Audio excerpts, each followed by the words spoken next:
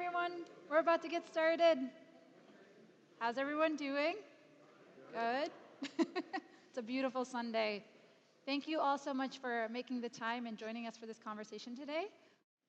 So there seems to be many familiar faces in the room, and I'm so glad to see so many friends and colleagues and neighbors.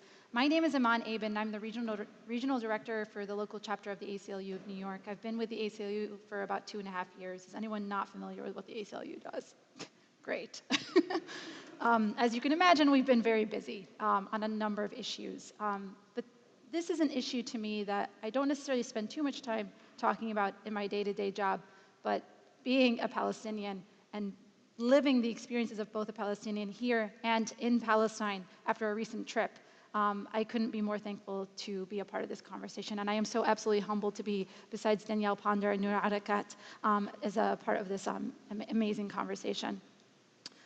I wanted to speak briefly about an experience of mine that I actually just had nearly a month ago when I went to Palestine for about a month to visit some family. Nearly 80% of my family lives out there. There's a lot of relatives of mine I've never met until this past year. I'm 26 years old. It's a long, long time. And it was a beautiful trip. I mean, it's not my first time there. It's my third time there. I was there the first time as an infant. The second time, I actually went a few years ago, but to attend the funeral of my grandmother. But this time, to actually just, really live in the place that my family calls home. I'll speak slower. I know I can talk really fast. Okay, that sounds better. And my experience began when I was interrogated. I was the only one out of 6 of my family members to be stopped. As soon as I landed in Ben Gurion Airport, I was interrogated for 4 hours. But my first time I was interrogated, which was 6 years ago, for 11 hours. I was held for 11 hours in questioning, for God only knows what reasons. And it was very interesting, of course, walking in, but I was expecting it. And that's how I was introduced back to the homeland. The second thing that I want to have you guys understand and imagine is my family just bought a home out in Beit Hanina, very close to Jerusalem in Palestine. And right outside our home was a sign that actually said, Jews only.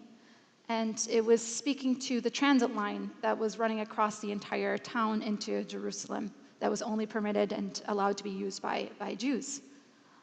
Then, of course, I'm introduced to all the signs that are actually, warning Israeli settlers from the Palestinian villages they're about to enter because of how dangerous Palestinians are, and that also awakened me. And of course, this is not something new to me, but it was living it that was incredibly new to me.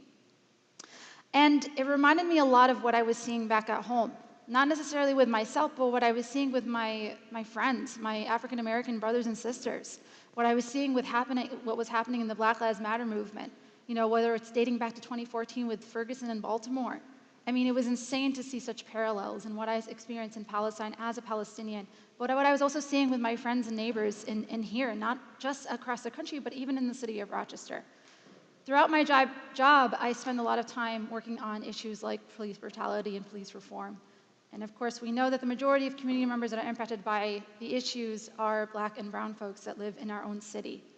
And again, I drew the parallels of what I was seeing in Palestine and what I was seeing here. And it drove me crazy. It's an absolute insult to the people that I respect in this community. It's an absolute insult to who it is that I am and what my family has come from. And it's just an absolute atrocity that so many people didn't see what I was seeing. I mean, we're talking about cases where I was stepping alongside, IDF soldiers in Palestine, carrying their rifles right across, ready to pull the trigger at any moment. We're talking about, and that reminded me a lot of actually what so many Black and brown people here fear when they see a police officer cross by and potentially stop and frisk them. And so I mentioned the parallels because I think we're going to spend a great deal of time in this panel discussing those parallels. And I don't want to speak any much longer on this, but there's a chant that was actually said back in 2014 at a rally in Ferguson. And it was, from Ferguson to Palestine, occupation is a crime. And I need you to just think about that throughout this entire conversation and what it is that we're about to go into and discuss. And so I'm going to actually go into just introducing our panelists. I'll start off with Noura.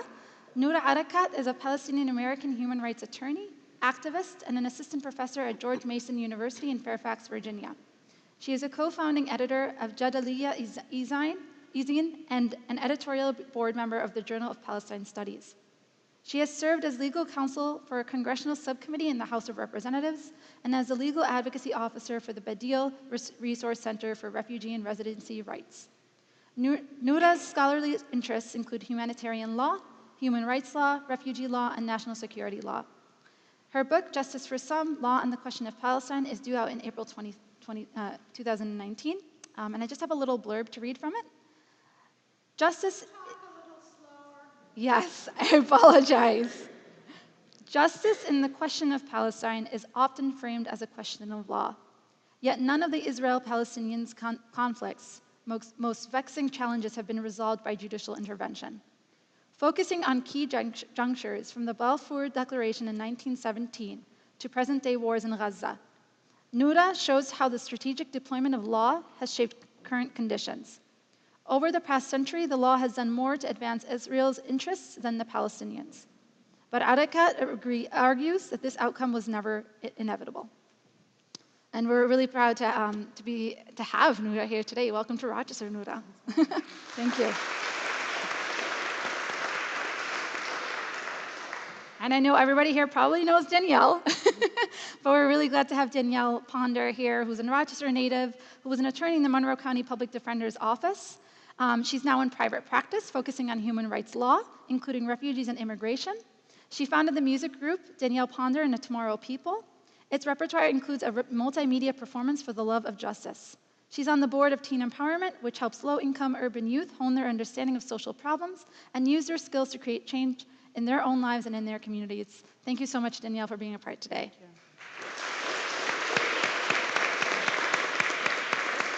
So I'll briefly go over the format for today's program.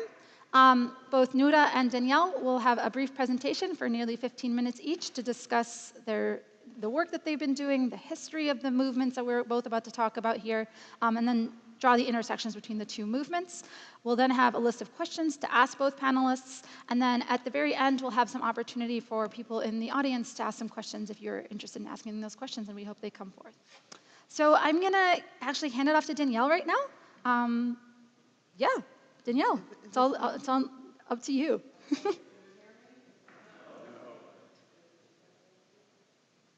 Hello? Can you hear me? Okay. So first let me say, I don't know who wrote that I was doing human rights law and immigration and refugee law, because I'm not. So I just want to clear that up so no one calls me and say, hey, can you represent this person? Because I would be completely not competent to do so. I'm in private practice and I'm still doing criminal defense. So what I like to do is I like to start with a song, because one, that helps me, my nerves. I'm much more of a singer than I am anything else, okay? So if you don't like what I have to say, just think about how much you like the song, okay? So this is a song I wrote when I was in law school, and I'll just sing the second verse of it, which says, see, I believe in the power of the people, the human need to be treated as an equal. There's only so much the bucket can take before the bucket fill and the bottom break. Treated like prisoners in our own land. They do these things from Gaza to Brooklyn. Now let me tell you, man, understand the history of the policeman. Now I'm not saying that there ain't no good. I'm just saying respect our hood, because we are grandparents, fathers, uncles, and sons, mothers and daughters. Don't you call us hoodlums. We know we shall win, for we are confident in the victory of good over evil. Oh, we know we shall win. Oh, we are confident in the victory of good over evil. Woo! Thank you so much.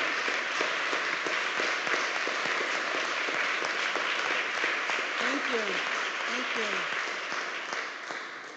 Thank you so much. I'm really excited to be here. think this is such an important conversation, and I'm really excited to learn a lot. What I like to do in this little piece that I'm going to do is kind of localize this a little bit, just because I worked in the public defender's office. I'm from Rochester. I think it's so important to talk about what's happening 10 blocks away from here. And while we do not have the walls that you see in Palestine, there are invisible walls right in Rochester. And there's a climate of control that happens, not to the extent that it happens in Palestine, but in very many similar ways in the Rochester community. So that's what I would like to do today, is just give you a little background. So just a little bit about me. I'm not a human rights attorney, criminal defense attorney. I've been a musician for about 15 years. I've been an activist for probably the day I woke up and looked outside. I was like, oh shit, can you curse in here? Is that a thing? I was like, I should probably do something about this neighborhood because it sucks. So as long as I can remember, I wanted to have some active role in creating change. So when it comes to the criminal justice system, I didn't need to become a public defender to know that we had a racist system. I grew up on the east side of Rochester, which is just where I grew up is maybe I don't know, maybe 5 miles from here. It makes me pause and kind of sad because this neighborhood is so beautiful. And I think about Bay Street, where I grew up, and how different that neighborhood looks. But I have 4 brothers, and by the time I was 18, I had seen 3 of my brothers come home with bruises on their face and bodies after being beat up by members of the Rochester Police Department. So I lived in a neighborhood where officers stopped, harassed, and interrogated community members, whether you were innocent or not. But the most impactful experience that I had was when I was 16, my brother was sentenced to 20 years to life for a $178 robbery. He just was released 2 years ago. He's doing awesome. He has a Benz, like living his best life. He's working in the union right now, so he's doing really awesome, and I'm so happy for him. But at a very early age, I had an understanding that this system was designed to act as an infiltrator in the Black community, to keep an aggressive, watchful eye on the Black community, and to control and criminalize Black bodies. And as Jay-Z said, it's as if the police are obsessed with stalking the Black community. So I want to talk to you about that today and give you an understanding of the neighborhood that many Black and brown folks in America are living on. And I want to specifically touch on the climate created by police control, because, like I said, I believe that is very similar to many of the issues faced by the Palestinian people. So for a moment, I want you to close your eyes. If you got trust issues, you don't have to close your eyes. You can keep a watchful eye on me. But if you want to, close your eyes. And I want you to imagine that you're going for a jog in the village of Pittsford. This is your normal jog. You do it every morning. You got on your Lululemon leggings and you're ready to go. And I want you to imagine that in the distance you hear a siren, but you keep jogging because you know you've done nothing. You look back and you see 2 officers approaching you. The first officer asks, do you have anything on you that I should know about? You look at the officer confused and say, no, I don't have anything on me. The officer tells you to empty your pocket. You say, what do I need to empty my pocket for? The officer cuts you off and says, just listen to me and do what I say. Empty your pocket. So you empty your pocket. The next officer comes closer to you and tells you to take off your shoes. So you take off your shoes. And now you're standing in the village of Pittsford barefoot with your pockets empty and your shoes in the hands of an officer. The officer then asks you to give him your ID. You give them the ID and you still don't know what's going on.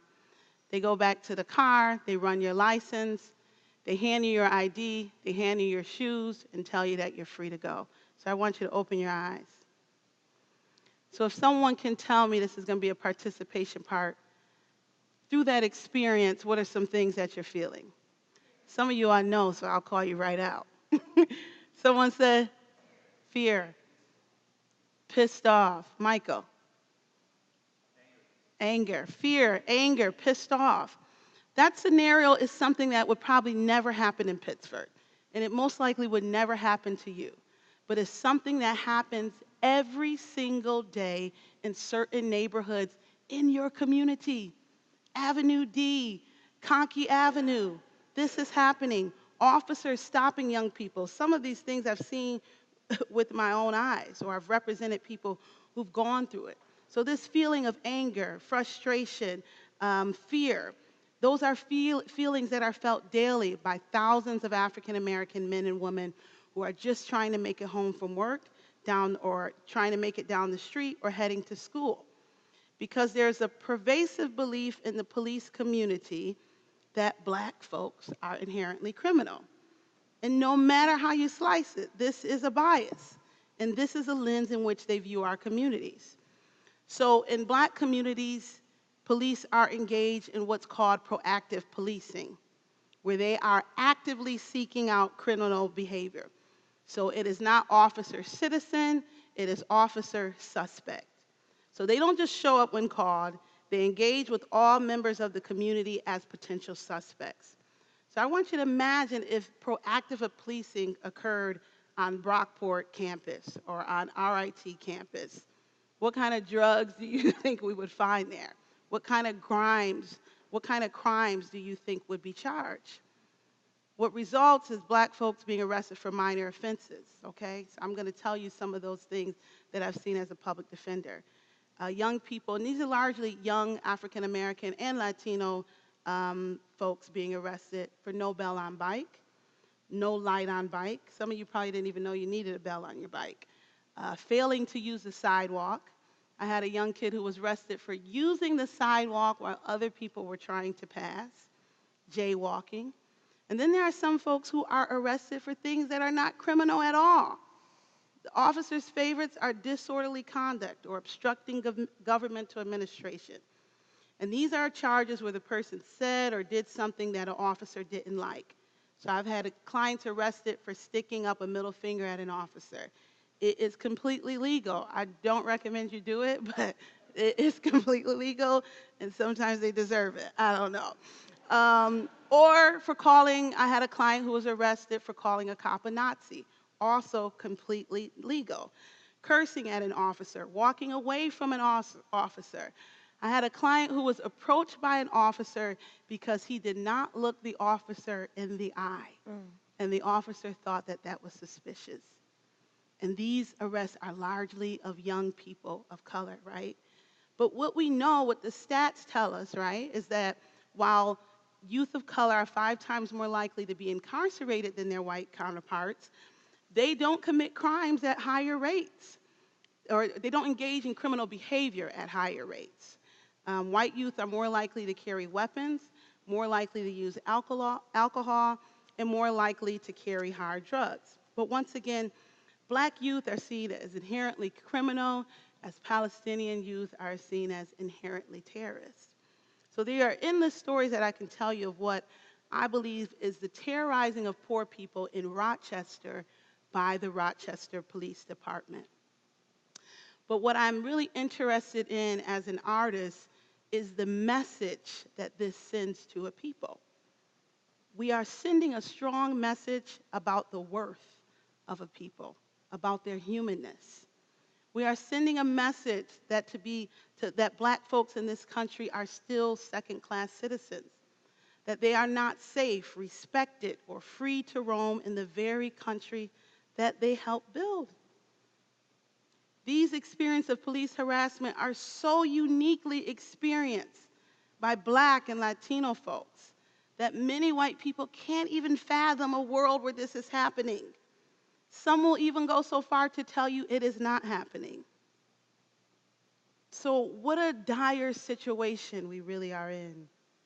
When our fight, the fight of black people, the fight of Palestinians, is to be seen as a human being.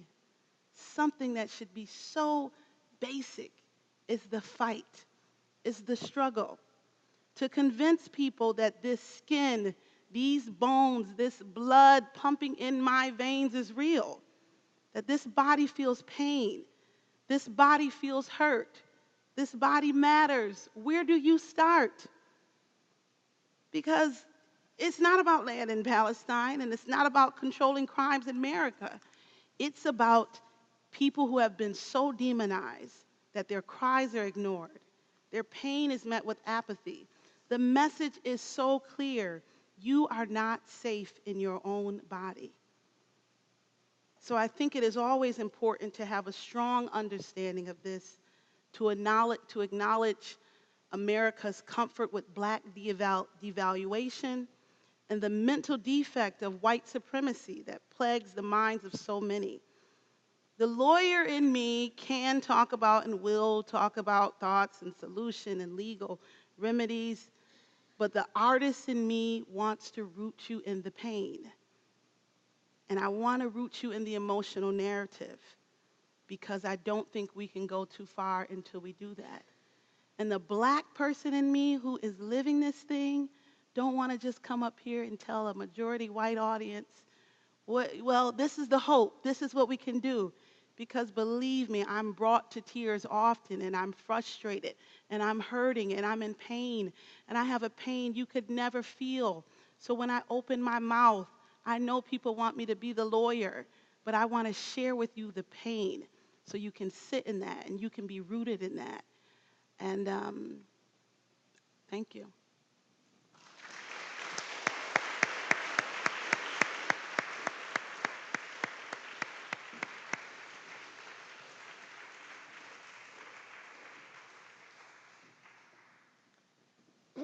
Thank you, Danielle. I definitely will never feel, I'm a Palestinian, I feel pain, but none of us are gonna feel that particular pain.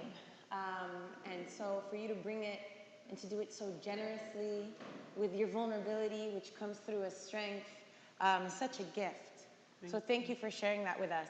And to open up our heart, I don't know how you all felt, but I felt like Danielle opened up my heart channel the moment she started with her song. So I was able to receive the pain. That was like, nicely done. Very nicely done. I will not sing for you. And that's because I'm a very nice person and will not subject you to my voice.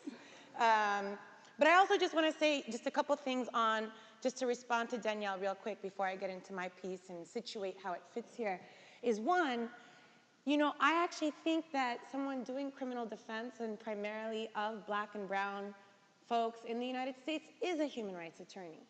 That is human rights work. We tend to want to, in the United States' empire, to separate ourselves from the rest of the international community and to think of our struggles as domestic, and that everything else that has to do with human rights violations is over there. Just somewhere, right? We're not sure where, but it's like there, it's not here. These are human rights violations. A good dear friend of mine also does criminal defense and immigration at the nexus of those two legal fields, wrote a wonderful piece in the Washington Post demonstrating how most African Americans can apply and receive asylum in other countries because of the systematic violence that they're subject to in the United States. We just have a hard time dealing with that, and that's not a mistake. It's rooted in American exceptionalism and narratives that we create about ourselves. And the other thing that I will say is that in terms of Palestinians being constructed as terrorists, there's something that I just want to take this one level down, which is, yes, I do think that the criminalization exists, but whether they exist as terrorists or they've existed as some threat, that the threat that Palestinians pose to Israel is not necessarily a physical threat, right? It's often a metaphysical threat. Israel is a settler colony. And so a settler colony is premised on the twin axioms of acquiring the greatest amount of land with the least number of natives, and to concentrate the greatest number of natives on the least amount of land. It's a territorial expansionist project. And so that the native who claims to be sovereign and to pre-exist before the presence of the colonial power and the settler becomes a threat to a settler mythology of uninterrupted presence. So that for Israel, even Palestinians who are within the state, who live in Nazareth, who live in Haifa, who live in Lid, who do not pose a demographic challenge to Israel's Jewish demographic majority, are still a threat because their presence says we were here first. And that is why Israel refuses to even allow those internally displaced Palestinians to return to their homes in Kfir Bir'an, in Akit, where they don't change the demographic balance, but where their return is an affirmation of their existence and that they were always there. So for Palestinians, the crime is that they exist at all. And that doesn't make Israel unique. We're a settler colony. We are settlers. I don't know who's native in this room, and I'm not going to assume because it's not necessarily always a physical marker.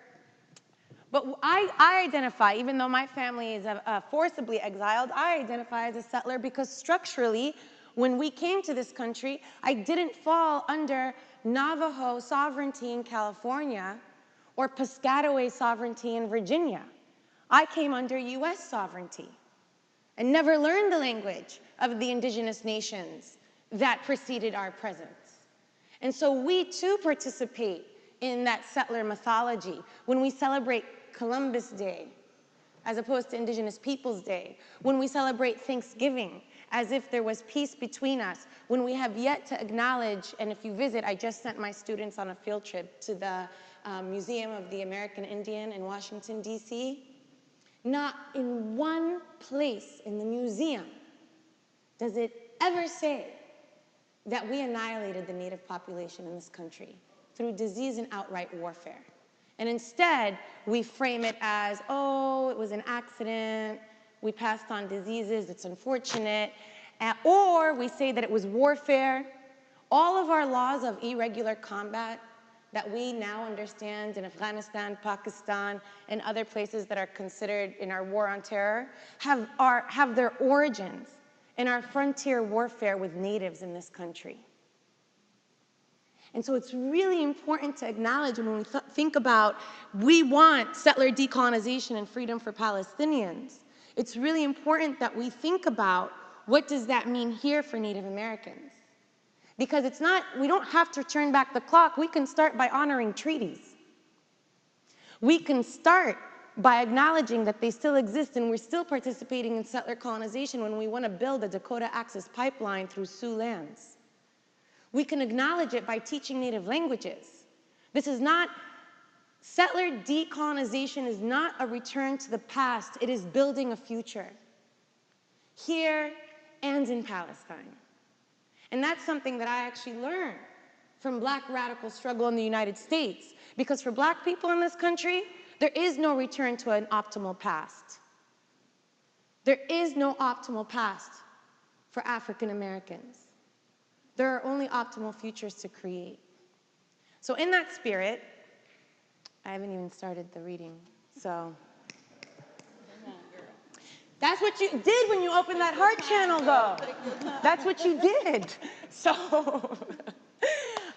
what I want to do with my time, and I won't read as much, I'll try to read less so that I can just make this as conversational as it started, is to actually draw the connections to think about what is the relationship. So we're living in a renewal of Black Palestinian solidarity that we see renewed in the summer 2014 when Gaza was being bombed and concurrently Ferguson was placed under an occupation. Under an occupation. In that moment, we saw the articulation of Black Palestinian solidarity, but that was not the first of it. That wasn't something new. That was definitely an independent conjuncture, but it has a rich historical legacy that begins and experiences its height between the late 1960s and the early 80s.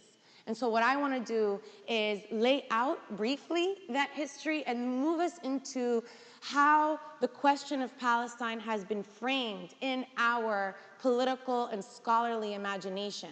It has experienced multiple shifts. We've understood it first as a refugee problem between 1948 and 1967. Between 1967 and the early 90s, we understood it as a freedom struggle. And in large part, that's when Black Palestinian solidarity is the most fervent. But between 1993 at the establishment of the peace process in quotations, because that wasn't a peace process, that was an incapacitation pacification process. Between 1993 and 2000, we see it framed as peacemaking. Between 2000, we see two strands develop. One that begins to understand Palestine squarely as a national security issue, as an anti-terrorist issue, because that is when Israel shifts its policing of Palestinians from occupation to outright warfare at the height of the Second Palestinian Intifada, also known as the Al-Aqsa Intifada. But another parallel development, which is a return to understanding Palestine as a freedom struggle. So when 2014 happens, the Ferguson-Gaza moment in 2014, that is the culmination of that strand, and we see it continue to develop in fervent ways. So briefly, I'll walk you through those stages. I kind of gave you my outline. That was a lawyerly thing to do, right, Danielle? Very good. I'm gonna give you the whole argument, then I'm gonna tell you how I was right. Okay, so the 1967 war indelibly changes the political geography of the Middle East. Up until that moment, Israel was seen as David fighting against an Arab Goliath. In the 1967 war, Israel comes to be the occupant of large swaths of Arab land, specifically the Sinai Peninsula in Egypt, huge tracts of land, the Golan Heights of Syria, as well as the West Bank and the Gaza Strip, which were under Jordanian and Egyptian control, respectively. It was the defeat of these Arab armies in the Six-Day War that also catalyzed the shift within Palestinian national thinking. And the Palestinian militant organizations, as a result, take over the PLO, the Palestinian Liberation Organization, in 1968. For 4 years since its establishment in 1964, it had been the derivative of an Arab cause rather than the Palestinian national movement. When Palestinian militant groups, specifically what is Fatah and later becomes the Palestinian Front for the Liberation of Palestine, take over the PLO and a number of armed militant groups, they declare themselves a liberation movement and declare that armed struggle will be the primary form of resistance that they use. This was perfectly fitting in the environment in 1967 and fit within a third world agenda to create new futures. So in the aftermath of the Second World War, the globe seemingly split into two, between the United States and the Soviet Union, both vying for hegemonic control over our economic systems and our future trajectories. Both of those powers were racing to build nuclear weapons. It is the third world agenda comprised of formerly colonized states and liberation movements that want to propose a third way forward. One where we can abandon Western hegemony, where there is no longer colonial or neo-colonial rule, and where we have abandoned and gotten rid of nuclear weapons. And in fact, our modern nuclear weapons regulatory regime is a product of this third world movement. Within that agenda, the PLO was a primary player, a significant player in building those new futures. Together, the Third World Movement, before the PLO's participation in 1960, passed a UN resolution in the General Assembly 1514 that definitively declares colonialism as an illegitimate system of governance. Up until that moment, it was debatable whether or not colonialism was good for the savages, because we brought plumbing and modern medicine. As natives were fighting and saying, we want to rule ourselves, we can do it better, and without the indignities of colonialism. In 1962, Algeria overthrows 132 years of French settler colonialism. France understood Algeria part of its flesh and bones, and it took 132 years of resistance, of armed struggle, to overcome that rule, and it was that victory that breathed new life into the Third World Movement and for ongoing anti-colonial movements in Angola, in Mozambique, in Cape Verde, in South Africa, and in Namibia. So Palestine and the PLO is fitting in this framework when Israel, in the aftermath of the 1967 war, not only comes to be a colonial power of Arab lands, but is in direct and explicit alignment with the United States, which is waging a war in Vietnam against communism, and aligned with South Africa, which is overseeing an apartheid regime in South Africa and Namibia, and with Portugal, which maintains its colonial rule in Mozambique and Angola. Israel has aligned itself with these imperial powers in this moment, and it is that alignment that also creates a shift within Black radical thinking in the United States. Up until that moment, Black thought leaders had, for the mainstream, Black mainstream thought leaders, had primarily identified with Zionism because they saw that Jewish nationalism and the establishment of Israel was an answer to finally ending Western racism and the white supremacy as a violent mechanism of control. Jews who are associating with Israel are also trying to escape white supremacy, European white supremacy, that excluded them from the fabric of Europe, that denied them citizenship, that subject them to mass annihilation with modern weapons technologies. So this, unfortunately, however, this move to establish a state and escape that white supremacy ends up internalizing it rather than combating it. Zionism reproduces and reifies white supremacy, and that's a whole different lecture I'm happy to answer questions about. So it doesn't necessarily answer that question in that call. But when Zionists establish Israel, Black mainstream leaders look to it as an example of the possibility of Black freedom in the form of an independent state as well. The 1967 war changes that. And there were exceptions before 1967, primarily Malcolm X. We were talking about this earlier.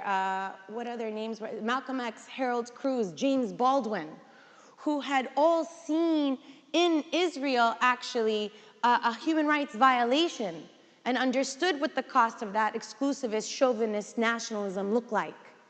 And Malcolm X makes the shift from a civil rights framework for equality within the United States to a human rights framework to basically not only fight for inclusion within the United States, but to fight for a different global system that would upend US imperial domination the globe over.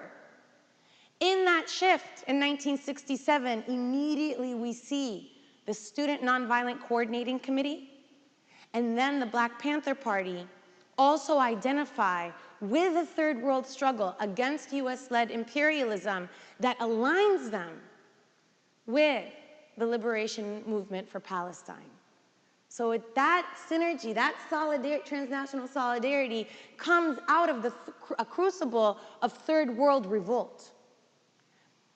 The PLO at this time is also at the helm of this global anti-imperial movement. We see them legislate with other powers in the third world, so the NAM, the Non-Aligned Movement, with national armed liberation groups. We see them legislate new laws of war, specifically the 1977 Additional Protocols 1 and 2, if you're familiar with them. These are the laws of war that recognize guerrilla fighters as legitimate soldiers, as combatants. When they are captured, they will be prisoners of war. When they use violence, it will be revolutionary violence that's known as killing and warfare. So they legislate the right to fight. The US and Israel have never ratified those treaties, by the way. Neither has Sri Lanka, and I think there's another state that hasn't, anyway, Saudi Arabia hasn't either. Great company, great company. But the PLO is at the helm of that. Also during this time in 1975, the PLO adds the question of Palestine to the Decade Against Racism, which was a decade that moved to delegitimize racial apartheid in South Africa. And so Palestine adds, and not Palestine, Fayez Sayegh, who is a Palestinian scholar, a scholar activist who founds the an amendment to insert the word Zionism. And that effort culminates in Resolution 3379 that declares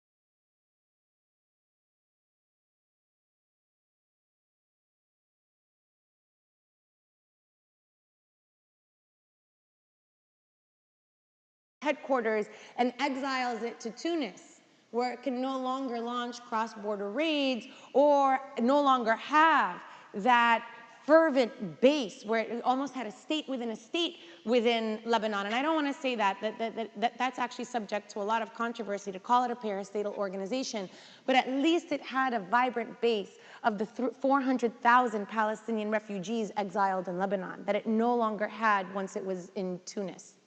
Right? This begins the steady decline. I would argue that the end of this era occurred in the early 1990s when Namibia finally became independent and when apartheid finally was dismantled in South Africa and when the Soviet Union crumbles and is no longer a pillar in the Cold War.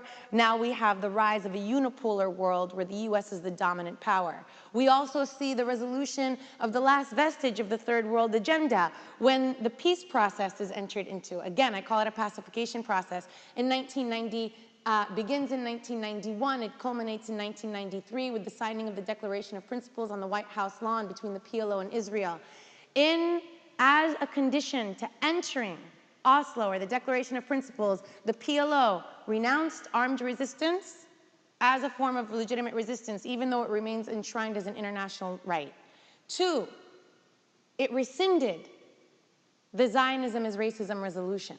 So no longer would it take issue with Zionism and frame it as a racial structure and as a form of racial subjugation. And 3, it recognized the juridical existence of Israel, which Israel did not reciprocate. To date, Israel has not reciprocated that Palestinians have a right to have their own state, right? They continue to say there will never be a state, and yet it's Palestinians who are asked, why won't you recognize Israel? So that was a major shift that begins to shift our thinking of, we no longer think of Palestine as a freedom struggle against colonialism, against settler colonization, against apartheid, against racism. That shift creates a false parity between Israel, the largest, the 11th most significant army in the world, the only nuclear power in the Middle East, the US's primary ally, and a stateless people. It creates a false parity between them that makes us no longer eager to apply pressure on Israel, but makes us more eager to coax both parties into negotiating with one another and making concessions. We have been stuck in that framework, even if, as we've seen, the two-state solution be destroyed. But we also see another shift happening, and as I mentioned, in the Al-Aqsa Intifada, or the Second Palestinian Intifada, when the Camp David talks crumble in 2000, at that point, Israel basically declares war on Palestinians who are now in the West Bank and in the Gaza Strip, and creates new laws of armed conflict. So if you are familiar, when Palestinians returned from exile, about 9,000 Palestinians as a result of the Oslo Accords returned from forced exile to the territories. They, under a security coordination arrangement, are armed with light firearms so that they can protect Israeli settlers who are there illegally from the Palestinians who want to protest them. In 2000, many of those security forces turned those small arms against the Israeli army. In response to that, Israel's judicial branch, its political branch, and certainly its military branch, redefined their confrontation with Palestinians as no longer being one of military occupation, but now of being something they called armed conflict short of war. I wish I was lying. But they don't call it war, because if they call it war, then it has to be regulated, either by the additional protocols or by the Geneva Conventions. But Israel wants to make the argument that it is at war with a population that is criminal and terroristic. Therefore, they can be murdered, they can be shot to kill. So in law enforcement, you never shoot to kill. You use lethal force as a last measure of resort. You shoot the ground, you shoot the sky, you shoot the thighs before you hit the upper waist. In warfare, you can shoot to kill, okay? So when we shift this framework and give Israel the right to shoot to kill, they're using that right against Palestinians in the course of the Second Intifada, but are saying that Palestinians don't have the same right to shoot back. And they call this, they literally call it, it's not war, it's armed conflict short of war. The US originally opposed Israel's interventions, but after September 11th, 2001, adopts it. And now we have perfected it in what we call our drone warfare. We transform extrajudicial assassinations, which is killing without due process, into something neutered called targeted killings. So that is part of this shift. But there's another shift that's happening at the same time, which is the return to a justice framework. And we see that happening at the conference in Durban, South Africa in 2001, which was basically a review of the 1975 resolution against global racism. At that conference, activists came and declared Israel an apartheid state. And the US pulled out of the conference, denounced the whole thing, in order to protect Israel. But not just to protect Israel, it was protecting itself because the US was also having to face accountability for never paying reparations to its black citizens, to the descendants of slaves who have never, ever been compensated for that unpaid labor. So the US pulls out, undermines the entire Conference Against Racism to protect Israel. This is in 2000. At the same time, Israel has declared an armed conflict short of war. So we see these parallel processes. The culmination of this, these two trends intersect in 2014, when there is a concurrent bombardment of Gaza and an occupation of Ferguson. In that moment, and you were mentioning this earlier, Iman, it was Palestinian activists in the West Bank who are watching what's happening in Ferguson begin tweeting to the activists in Ferguson how to handle the tear gas. Stay close to the officers, they say. Make sure you have onions, have magnesium, what is that, magnesium oxide? The milk to put in your eyes if it hits your eyes. But notice these weren't tweets from Gaza. These were tweets from the West Bank. As this woman I interviewed for recent research that I'm doing explained to me, she says people in Gaza would have been tweeting how to handle white phosphorus bombs and one-ton bombs and air missiles, airstrikes. It's in the West Bank where they're dealing with tear gas. But in Ferguson, the activists are receiving it with great joy that Palestinians care about us. They're watching this. Our struggle is international, and that begins the seeds of an organic renewal of Black Palestinian solidarity that had waned by the early 1990s. As a result of this resurgence of solidarity, we've seen delegations to the region, Dream Defenders delegations to the region, knowledge production, cultural work, joint protests that culminated in the summer 2016 when the Black Lives Matter movement endorses BDS as part of its platform for Black lives. In response, Zionist institutions denounce the entire platform and rescind funding for several Black organizations as punishment, which we see a tactic used over and over again. You attack progressive agendas by coming at Palestine first, which is the most vulnerable, right? So when we see attacks right now on the criminalization of BDS, know for certain that that is a test case for all of our free speech, not just for Palestinian solidarity. Anyway, as a result of this, Michael Bennett, defensive lineman, first with the Seahawks, now he's with the Philadelphia Eagles, pulls out of a junket with Israel explicitly because he believes that his liberation as a black man is tied with Palestinian liberation. We see Miss Lauryn Hill cancel her concert in Tel Aviv, and so on and so forth. We see the culmination, another culmination of this in the rise of the Women's March. And one of the leaders of the Women's March is Linda Sarsour, a Palestinian woman who has integrated the question of Palestine. But it's not just Linda, it's a whole movement that has made it impossible for a women's program which deliberately replaced its white women leaders with women of color in order to resonate for feminism that was intersectional and that was addressing structural issues, that they make this shift. When Rasmiya Odeh signs with Angela Davis an endorsement of the women's strike on March 8th, 2017, I think it was, 2017, she was attacked as a terrorist and an illegal immigrant.